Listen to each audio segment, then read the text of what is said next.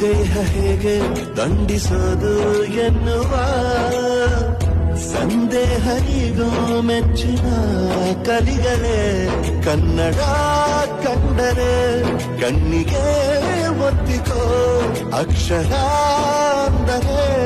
ಅನ್ನಕ್ಕಿಂತ ದೊಡ್ಡದೆಂದ ಗುರುವೇ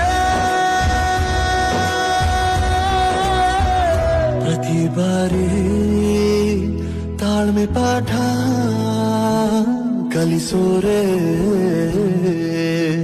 ಗುರುಗಳು ನಮ್ಮ ಗುರುಗಳು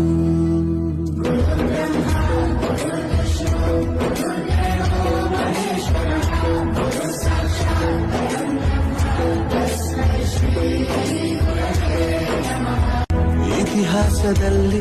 ಆದ ತಪ್ಪು ತಿಳಿಸುತ್ತಾ ನಮ್ಮೆಲ್ಲ ನಾಳೆ ರೂಪಿಸೋ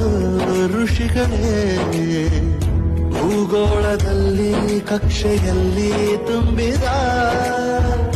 ವಿಜ್ಞಾನ ಜ್ಞಾನ ತಿಳಿಸಿದ ಹಿರಿಯರೇ ಮಾನವ ಲೋಕಕ್ಕೆ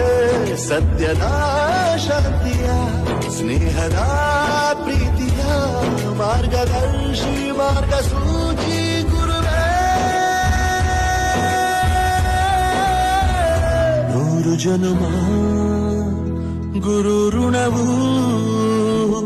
ತೀರೋಲ್ಲ ನಮೋ ನಮ ಗುರುಗಳೇ.